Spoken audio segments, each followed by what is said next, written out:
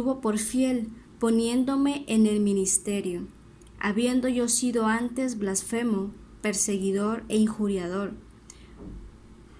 Mas fui recibido a misericordia, porque lo hice por ignorancia e incredulidad. Pero la gracia de nuestro Señor fue más abundante con la fe y el amor que es en Cristo Jesús. Palabra fiel y digna de ser recibida por todos, que Cristo Jesús vino al mundo para salvar a los pecadores, de los cuales yo soy el primero. Pero por esto fui recibido a misericordia, para que Jesucristo mostrase en mí, el primero, toda su clemencia, para ejemplo de los que habrían de creer en él para vida eterna. Por tanto, al Rey de los siglos, inmortal, invisible, al único y sabio Dios, sea honor y gloria por los siglos de los siglos. Amén. Este mandamiento, hijo Timoteo, te encargo, para que conforme las profecías que se hicieron antes en cuanto a ti, milites por ellas la buena milicia, manteniendo la fe y buena conciencia, desechando la cual naufragaron en cuanto a la fe algunos, de los cuales son Himeneo y Alejandro, a quienes entregué a Satanás para que aprendan a no blasfemar. Ok, bueno, aquí estamos viendo que Pablo está diciendo que él recibió el ministerio que ahora tiene, bueno, en ese tiempo tuvo, gracias a la misericordia de Dios. Dice que lo tuvo por fiel y habla un poquito de cómo él era antes de conocerle. Dice que él era un blasfemo, perseguidor, injuriador. Y así como Pablo, yo creo que todos tenemos un pasado. Vamos a leer un poquito más sobre Pablo, o bien conocido como Saulo, antes de conocer al Señor. Hechos, capítulo 9, versículo 1 al 7. Dice: Saulo, respirando aún amenazas y muerte contra los discípulos del Señor, vino al sumo sacerdote y le pidió cartas para las sinagogas de Damasco, a fin de que si hallase algunos hombres o mujeres de este camino, los trajese presos a Jerusalén. Mas yendo por el camino, aconteció que al llegar cerca de Damasco, repentinamente le rodeó un resplandor de luz del cielo, y cayendo en tierra oyó una voz que le decía: Saulo, Saulo, ¿por qué me persigues? Fíjense aquí la pregunta: ¿por qué me persigues? Él dijo: ¿quién eres tú? Y le dijo: yo soy Jesús a quien tú persigues. Dura cosa te es dar coces contra el aguijón. Él, temblando y temeroso, dijo: Señor, ¿qué quieres que yo haga? Y el Señor le dijo: levántate y entra en la ciudad, y se te dirá lo que debes hacer. Dice: ¿por qué me persigues? Sabemos que los que perseguían era a los discípulos de Jesús, a todos aquellos que predicaban la palabra, el evangelio. Para este entonces, Jesús ya había muerto, Jesús ya había sido crucificado y ya había ascendido al cielo. Pablo no tuvo la oportunidad de conocer a Jesús de manera física, no la tuvo. Él se convirtió, este relato fue después de su muerte. Entonces, ¿quién le habló? Pues sí, fue Jesucristo, pero fue a través de una manifestación sobrenatural, de una manera poderosa. ¿Sí? Ahora, vamos a continuar. Entonces, en el versículo,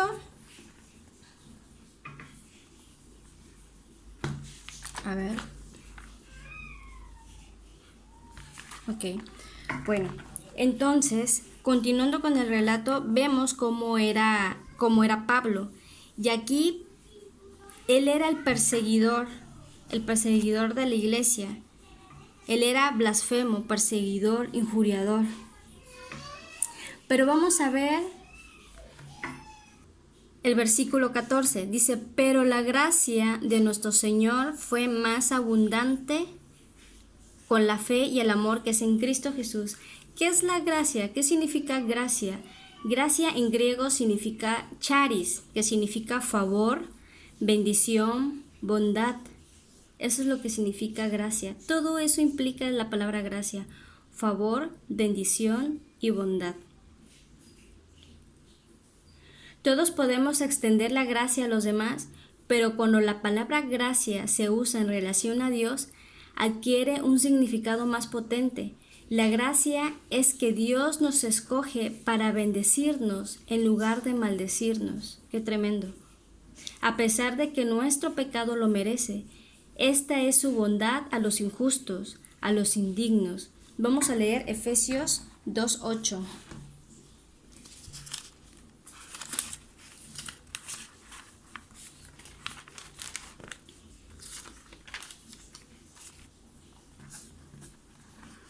Dice así la bendita palabra de Dios: porque por gracia sois salvos por medio de la fe. Y esto no de vosotros, pues es don de Dios. No por obras para que nadie se gloríe. O sea, la salvación es por la gracia, es por su bondad, por su favor, por su misericordia. Tiene que ver con la misericordia, pero la gracia es un favor que Él nos da. Esta salvación no se obtiene a través de lo que podamos nosotros hacer, aun si le diéramos todo nuestro dinero a los pobres. No, la salvación no es por obras para que nadie se exalce o se gloríe. Entonces, la salvación es por gracia.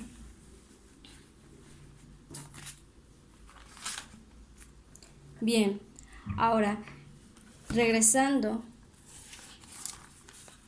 a Timoteo. Entonces, la única manera que cualquiera de nosotros puede entrar en una relación con Dios, así como lo hizo Pablo, porque Pablo, cuando fue llamado, no tan solamente dejó de ser perseguidor, dejó de ser injuriador, blasfemo. No cambió su vida su vida cambió de manera radical y empezó a tener una relación con Dios. Entonces, la única manera que cualquiera de nosotros puede tener esta relación con Dios es por causa de su gracia, de su favor hacia nosotros. La gracia comenzó en el jardín del Edén, cuando Dios mató un animal para cubrir el pecado de Adán y de Eva. Eso lo podríamos leer en Génesis capítulo 3 versículo 21. Cuando Adán y Eva pecaron, dice el relato bíblico que Dios les puso ropa de pieles de animales. Quiere decir que Dios tuvo que matar a algún animal, hubo un sacrificio. Entonces, desde ahí vemos que ahí comenzó la gracia de Dios. Él pudo haber matado a los primeros seres humanos en ese momento por su desobediencia, pero en lugar de destruirlos, Él escogió establecer un camino para que ellos estuvieran bien con Dios. Romanos capítulo 6, versículo 23 dice: porque la paga del pecado es muerte, o sea, la consecuencia del pecado es muerte, mientras que la dádiva de Dios es vida eterna en Cristo Jesús, nuestro Señor. ¿Qué es una dádiva? Es un regalo. Entonces, el regalo de Dios es vida eterna en Cristo Jesús, nuestro Señor. ¿Por qué dice que la paga del pecado es muerte? Todos pecamos, incluyéndome. Todos pecamos. Todos somos pecadores. ¿Sí? Creo que un pecado en común con toda la gente que pudiésemos tener es la mentira. Todos somos pecadores. Físicamente estamos vivos, pero espiritualmente estamos muertos. Por eso es que necesitamos ser salvados por Jesucristo. Poco a poco vamos a ir viendo todo esto. Entonces, este patrón de gracia continuó a lo largo del Antiguo Testamento, cuando Dios instituyó sacrificios de animales de sangre como una forma para expiar, o sea, purificar el pecado de los hombres. Sin embargo, no fue la sangre de los sacrificios que limpió a los pecadores, o sea, a nosotros, sino fue la gracia de Dios que perdonó a aquellos que confiaron en Él. Vamos a leer Hebreos capítulo 10.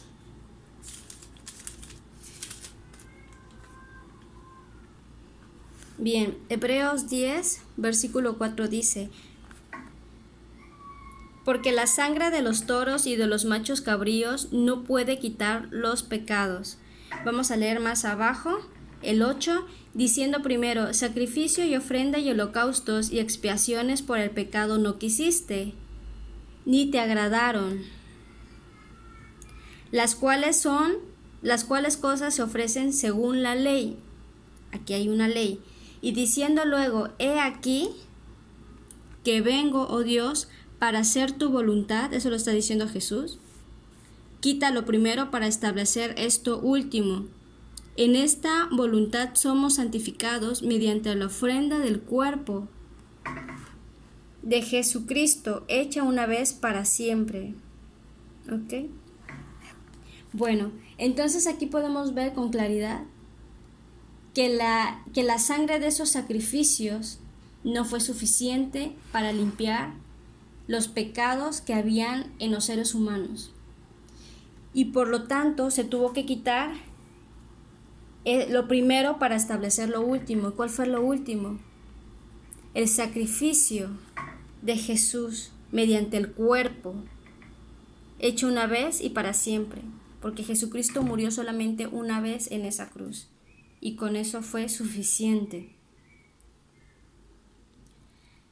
También podemos leer 2 de Corintios 5:15.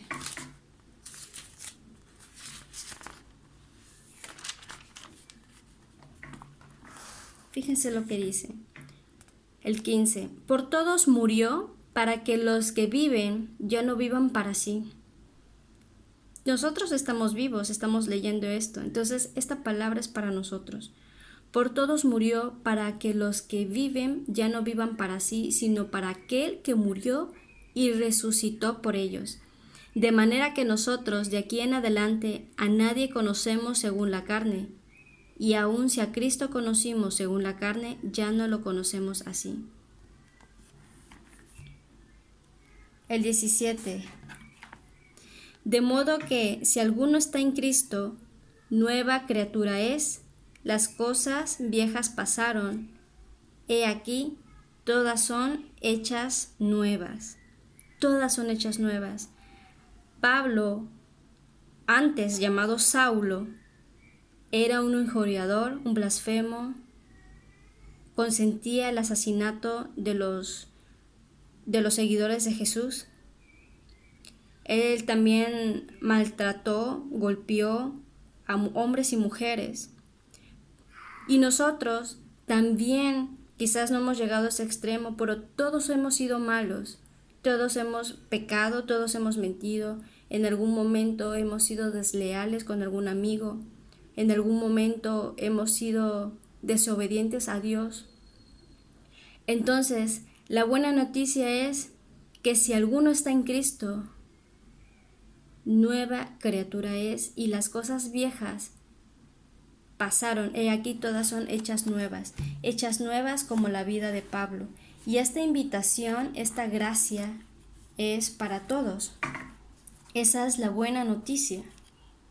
Entonces, el apóstol Pablo comenzó muchas de sus cartas con la frase gracia y paz a vosotros, de Dios nuestro Padre y del Señor Jesucristo.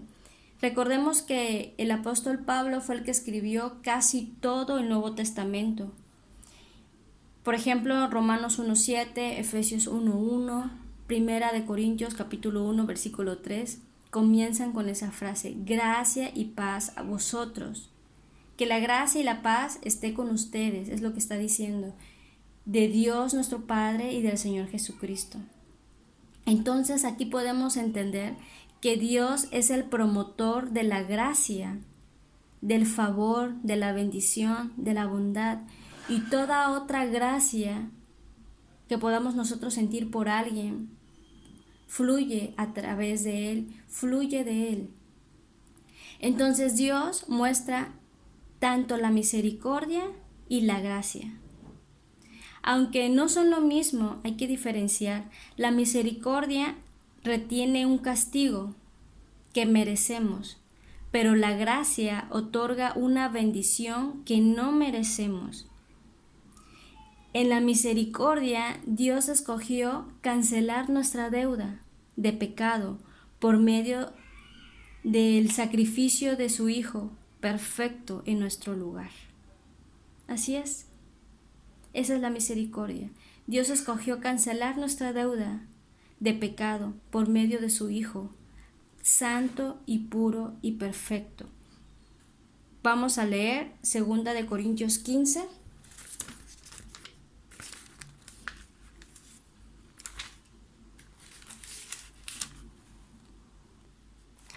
Hago una corrección, es 2 de Corintios, capítulo 5, versículo 21. Dice así la bendita palabra de Dios: al que no conoció pecado, por nosotros lo hizo pecado, para que nosotros fuésemos hechos justicia de Dios en él.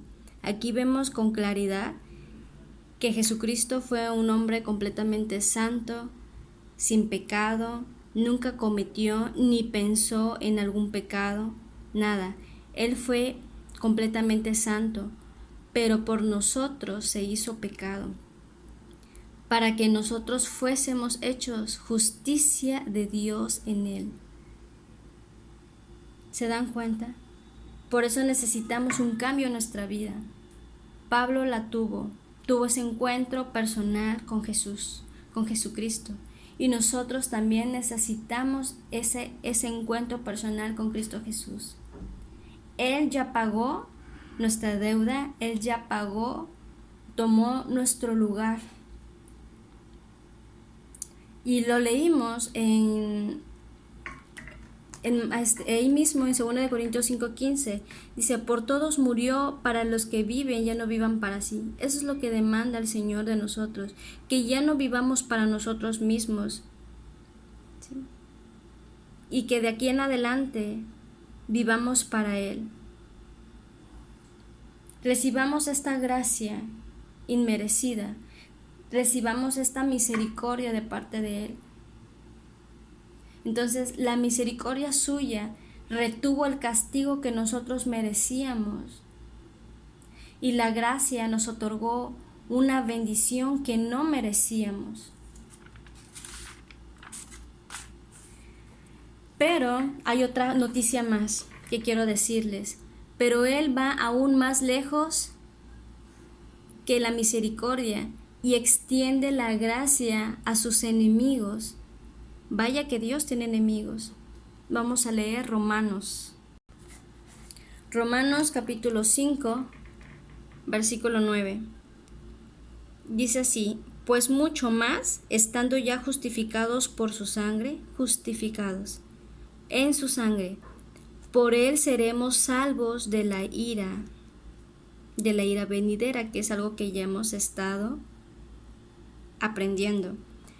Porque si siendo enemigos fuimos reconciliados con Dios por la muerte de su Hijo, mucho más, estando reconciliados, seremos salvos por su vida. Y no solo esto, sino que también nos gloriamos en Dios por el Señor nuestro Jesucristo, por quien hemos recibido ahora la reconciliación. Es decir, cuando nosotros estamos viviendo en nuestro pecado, cuando nosotros estamos ajenos de todos los mandatos de Dios en su palabra, nosotros estamos enemistados con Él. ¿Por qué? Porque ya lo leímos, la paga del pecado es muerte. Romanos 6:23. La paga del pecado es muerte. Gracias a Dios que a través de su Hijo Jesús nos vino a reconciliar con su Padre, con Dios. Entonces, se ha extendido la gracia a sus enemigos. También Él nos ofrece perdón. Vamos a leer Efesios 1.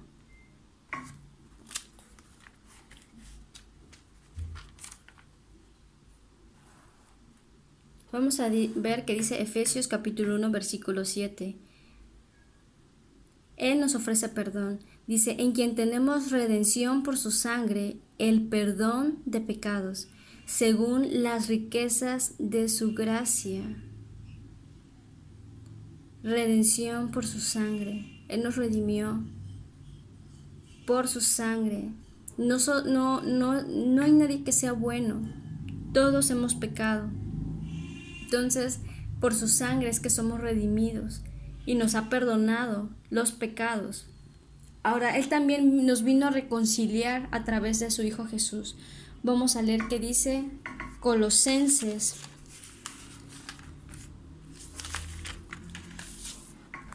Colosenses, capítulo 1, 19.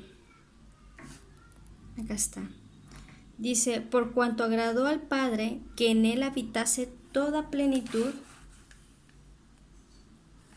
y por medio de Él reconciliar consigo todas las cosas, así las que están en la tierra como las que están en los cielos, haciendo la paz mediante la sangre de su Hijo, y a vosotros también, que erais en otro tiempo extraños y enemigos de vuestra mente, haciendo malas obras, ahora os ha reconciliado en su cuerpo de carne por medio de la muerte, para presentaros santos y sin mancha e irreprensibles delante de Él.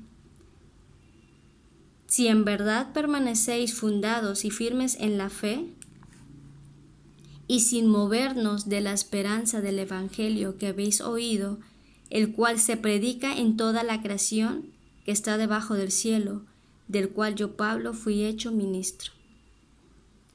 Entonces,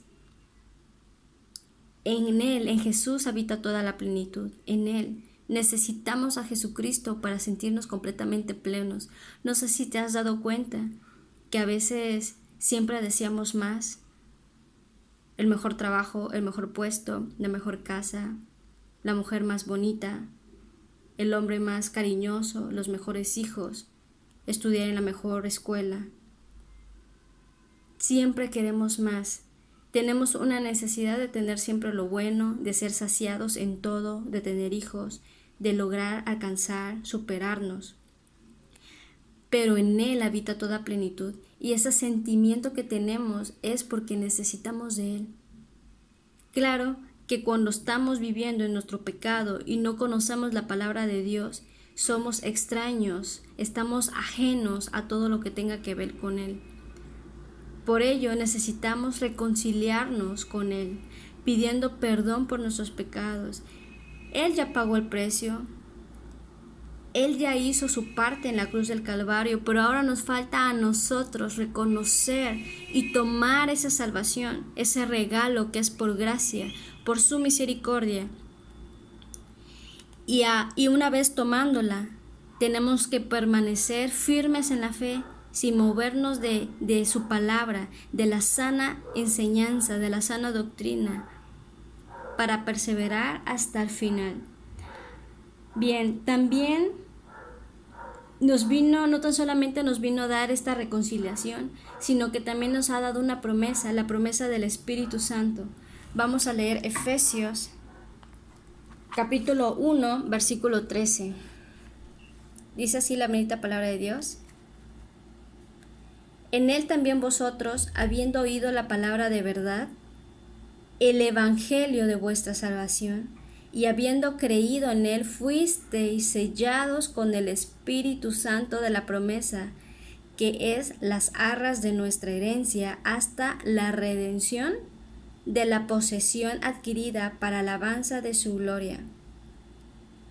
Entonces, ya que a través de Él, de su gracia, por eso dice en Él, hemos oído la palabra de verdad, y justo ahorita la estás escuchando, y yo también me retroalimento y la estoy escuchando. Estamos escuchando el evangelio de nuestra salvación, pero no tan solamente hay que oírla, sino que hay que creerla. Hay que creer lo que estamos leyendo, hay que creerla, para que entonces al creerla y al recibirla, seamos sellados por el Espíritu Santo de la promesa. Entonces, no tan solamente extiende su gracia a los enemigos, ofrece el perdón, ofrece la reconciliación, nos da esta promesa del Espíritu Santo, Y también nos quiere dar vida eterna y nos quiere dar un lugar con Él, donde Él habita con Él. Vamos a leer Juan.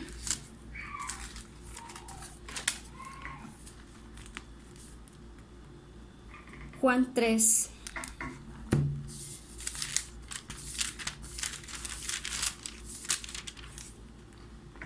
Versículo 16. Dice, porque de tal manera amó Dios al mundo, que ha dado a su Hijo unigénito, para que todo aquel que en Él cree no se pierda, mas tenga vida eterna. Porque no envió Dios a su Hijo al mundo para condenar al mundo, sino para que el mundo sea salvo por Él. El que en Él cree no es condenado, pero el que no cree ya ha sido condenado, porque no ha creído en el nombre del unigénito Hijo de Dios. Y esta es la condenación, que la luz vino al mundo, y los hombres amaron más las tinieblas que la luz, porque sus obras eran malas. Porque todo aquel que hace lo malo aborrece la luz y no viene a la luz, para que sus obras no sean reprendidas. Mas el que practica la verdad viene a la luz, para que sea manifiesto que sus obras son hechas en Dios. Entonces, ¿cuál es la enseñanza acá? Debemos de creer en la palabra y practicar la verdad, recibir su vida dentro de nosotros, porque Él dice que Él es la luz. Debemos de recibir la luz. Y si nosotros le recibimos como nuestro Señor y Salvador, entonces debemos aborrecer todo lo que tenga que ver con las tinieblas. Nosotros tenemos que amar más la luz que las tinieblas, y en Él no hay tinieblas, por lo tanto tenemos que dejar toda la práctica al pecado, para que verdaderamente se manifieste la vida de Jesús en nuestras vidas. Y Juan 17,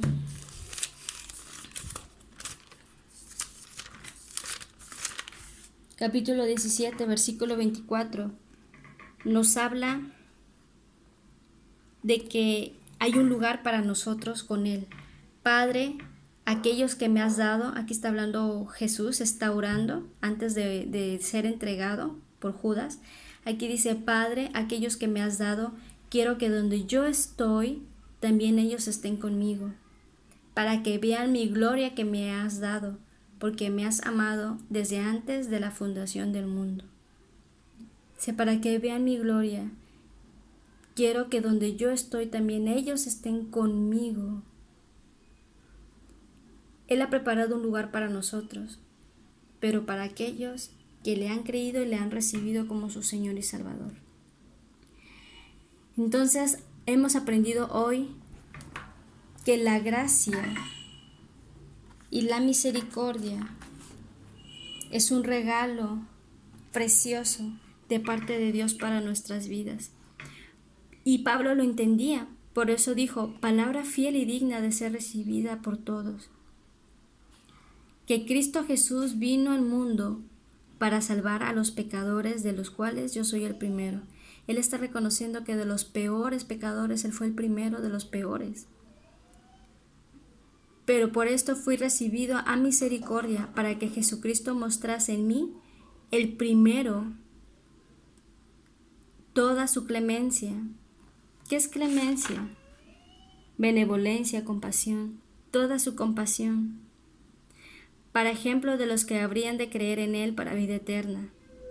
Por tanto, el Rey de los siglos, inmortal, invisible, al único y sabio Dios, sea honor y gloria por los siglos de los siglos. Amén. Y entonces le dice, Timoteo, te mando esto, te lo encargo, para que sigas militando en ella la buena milicia. Militar significa hacer defensa a algo. Eso es militar, defender, estar apercibido. Primera de Timoteo 6:12 lo explica mejor. Pelea la buena batalla de la fe. Echa mano de la vida eterna. O sea, agárrala, a la cual asimismo fuiste llamado, habiendo hecho la buena profesión delante de muchos testigos. Entonces, también que dice el 14, que guardes el mandamiento sin mácula ni reprensión hasta la aparición de nuestro Señor Jesucristo. Y esto que se le encarga a Timoteo también va para nosotros. Entonces, peleemos la buena batalla de la fe, mantengámonos fieles a Dios, mantengámonos en la fe en Cristo Jesús, con buena conciencia, desechando todo pecado de nuestra vida para no naufragar en el intento. Entonces, ya para concluir, la gracia es que Dios da el mayor tesoro a los que menos lo merecen. Esa es la gracia. Da el mayor tesoro a los que menos lo merecen. Y precisamente eso somos nosotros, cada uno de nosotros. No lo merecemos, porque no hay nadie que sea bueno, no hay quien entienda que busque a Dios. Eso lo viene en el Salmo 53:2. No hay quien busque a Dios, no hay nadie entendido que busque a Dios. Es Él quien nos busca. ¿Pablo estaba buscando a Dios? No. Jesucristo se encontró con Pablo. Amado Padre Celestial, gracias por tu hermosa palabra, por hoy recordarnos tu gracia, tu favor, tu bondad, tu bendición y tu misericordia, Señor. Gracias porque tu misericordia retuvo el castigo que merecíamos y tu gracia nos ha otorgado una bendición que no merecíamos. Gracias, Señor Jesús, porque en tu misericordia escogiste cancelar nuestra deuda de pecado por medio del sacrificio de tu Hijo perfecto en nuestro lugar. Gracias, oh Dios. Gracias, Señor, gracias Padre Santo, porque por gracia somos salvos por medio de la fe, y esto no es de nosotros, pues es don de Dios, no por obras, para que nadie se gloríe. Padre, y si hay alguien que hoy quiera recibirte como su Señor y Salvador y recibir tu gracia, que así sea. Puedes repetir si tú gustas esta oración. Señor Jesús, hoy he entendido tu gracia y tu misericordia, que he hecho lo malo, así como Pablo. Pero hoy me arrepiento de eso, Señor. Perdóname por mis pecados, por mi manera de hablar, mi manera de pensar, porque he ofendido a mi prójimo, porque me he burlado también y porque he hecho lo malo delante de tus ojos. Gracias, Señor, porque has mostrado tu gracia desde el principio, desde la creación, desde Adán y Eva. Gracias, Señor, y porque no me has hecho pagar conforme a mis males, sino que has sido bueno conmigo y me has dado sustento todo el tiempo. Y hoy te quiero pedir perdón. Perdóname, Señor. Hazme tu hijo. Escribe tu nombre, escribe mi nombre en el libro de la vida, Señor. Me arrepiento. Hoy quiero comenzar una nueva vida contigo y quiero que tú seas mi Señor. Quiero que tú seas quien me ciña de ahora en adelante y que a través de tu palabra me enseñes cómo debo de caminar y vivir hasta que tú vengas o hasta que tú me llames a tu presencia. Santifícame en tu verdad, Señor. Límpiame, Dios. Límpiame, Señor. Gracias, amado Jesús, por morir por mí en la cruz. Gracias, Señor. Yo quiero tomar en mi corazón lo que hoy pude leer en 2 de Corintios, capítulo 5:15. Y por todos murió, para que los que viven ya no vivan para sí, sino para aquel que murió y resucitó por ellos. Gracias, Señor. Hoy quiero vivir para ti. Hoy quiero vivir para ti, Señor. Gracias por esta nueva oportunidad, porque hoy me has hecho nueva creación. Las cosas viejas pasaron y aquí todas son hechas nuevas. Me arrepiento de todo mi corazón y ayúdame, Señor, a aborrecer el pecado, a no volver a caer en mis mismos errores. Sé tú, Señor, fortaléceme. Gracias también por tu promesa de tu Espíritu Santo en mi vida. La recibo en mi corazón, la recibo en mi vida, Señor. Te alabo y te bendigo. Gracias, Padre, por ser tu Hijo. En el nombre de Jesús, te lo agradezco. Amén.